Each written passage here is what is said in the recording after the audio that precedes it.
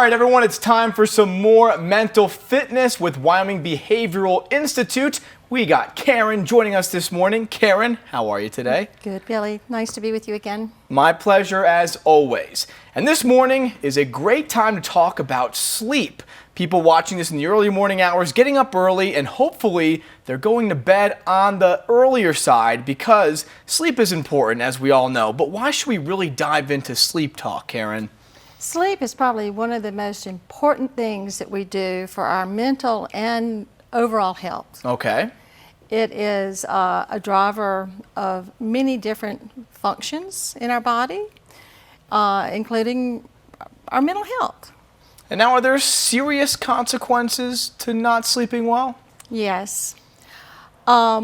You know, the more we learn about neurobiology in our brain, the more we learn about sleep. Okay. And one of the things that we have recently, or to me recently, understood is that when we sleep, our brain actually gets washed with our cerebral spinal fluid and glial cells, which are our supportive cells to our neurons, Okay. actually wash out some of the chemicals that we don't need in our brain, like amyloid. Wow. And amyloid is one of the big factors of Alzheimer's disease.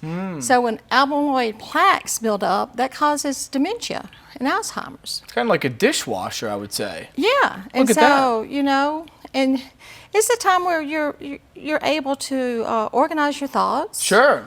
Come up with solutions. You know, you always sleep on it for a reason.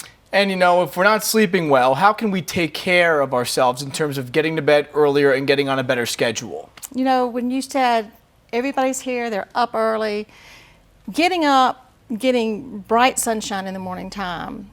Our sleep is a function of several different organizations in our body, but one is the circadian clock rhythm. Okay.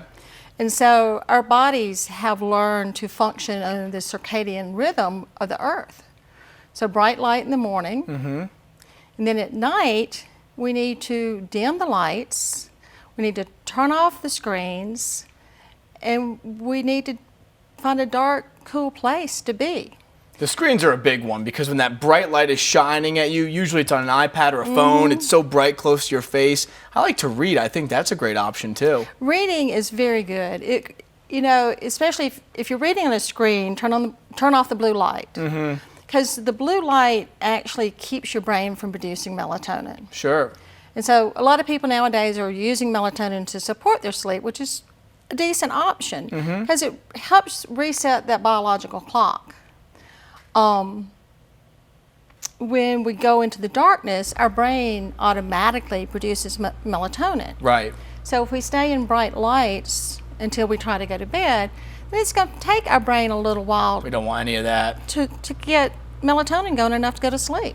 And then if you're not sleeping well, it's causing a lot of issues. On the mental health side, it has to affect it deeply, huh? Yes. You know, sleep is known as the vital sign of mental health. You know, it's one of the first things we ask patients when they come in, how are you sleeping? It is a symptom of numerous psychiatric disorders. When a person's depressed, they often either don't sleep or they sleep too much. Sure. If people go without sleep for several days, they can become quite psychotic, begin to hear voices, see things.